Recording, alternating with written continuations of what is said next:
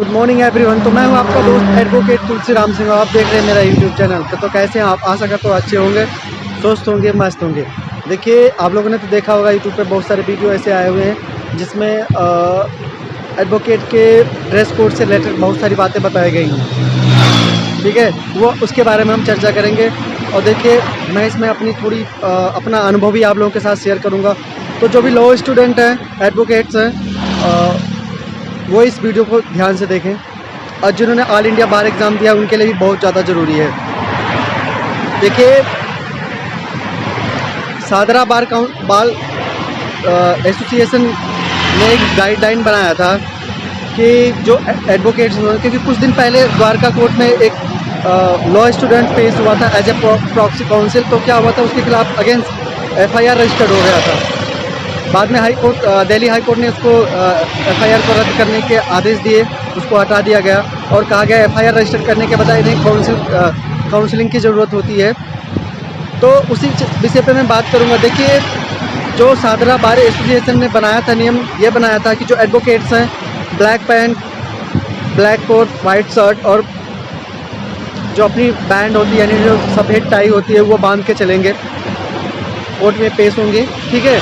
और जो उनके जो इंटर्नशिप करने वाले होते हैं या जो जूनियर प्रॉक्सी काउंसिल होते हैं, ख़ासतौर पर या लॉ स्टूडेंट होते हैं, और जो स्टेट बार काउंसिल में रजिस्टर्ड नहीं होता, उनके लिए बताया गया था वो ब्लू पैंट, ब्लू कोट और ब्लू शर्ट और ब्लैक टाई लगा के आएंगे, ऐसा बताया गया था।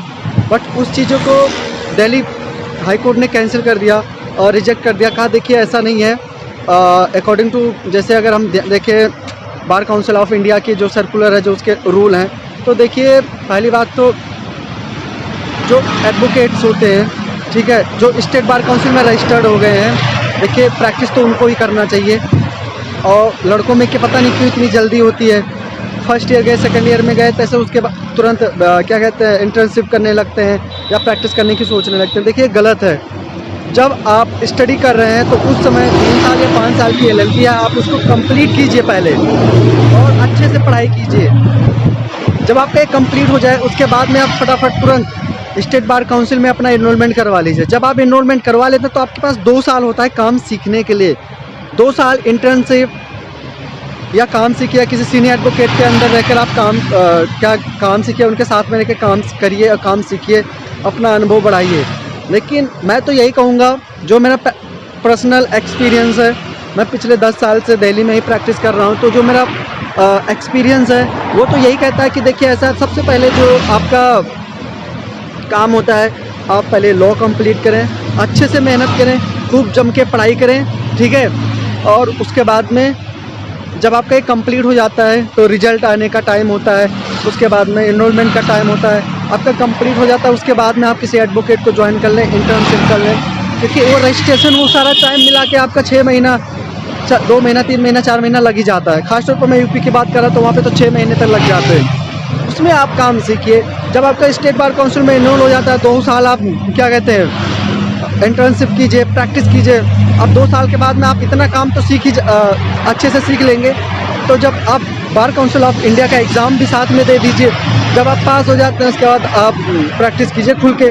लेकिन उससे पढ़ाई के बीच में पढ़ाई को रोक के या पढ़ाई को छोड़ के प्रैक्टिस करना जो गलत है, वो आपके आगे अभी तो सही लगेगा, लेकिन आगे फ्यूचर पर देखिए, जब नींव मजबूत नहीं होगी, एक कहावत है, ठीक है, तो उस पर ज़्यादा बड़ी बिल्डिंग नहीं खड़ी की जा सकती है। तो अगर आप लोग चाहते हैं कि नींव मजबूत हो, जिस पर बिल्डिंग अच्छी खड़ी की जा सके, तो पहले जो आप लॉ कर रहे हैं उसको अच्छे से कंप्लीट कीजिए।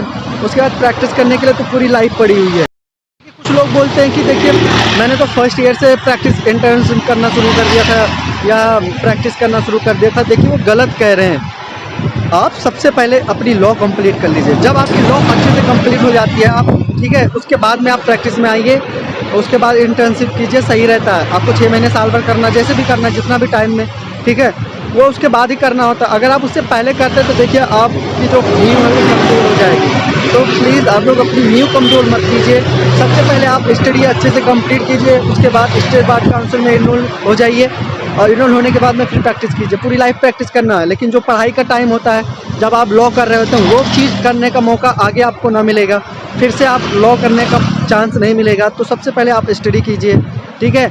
दिल्ली हाई कोर्ट ने जो बताया है वो भी बता देता हूँ। दिल्ली हाई कोर्ट ने बताया है जो उनका ऑर्डर आया है वो बताया गया है कि देखिए जो एडवोकेट्स हैं वो बैंड लगा के कोट पैंट और वाइट शर्ट के साथ में black coat black pant white shirt के साथ में और सफ़ेद टाई के साथ में कोर्ट में पेश होंगे। लेकिन जो लॉ स्टूडेंट है या जो इंटर्नशिप करने वाले हैं वो ब्लैक पैंट ब्लैक कोट और वाइट शर्ट और ब्लैक टाई लगाएंगे।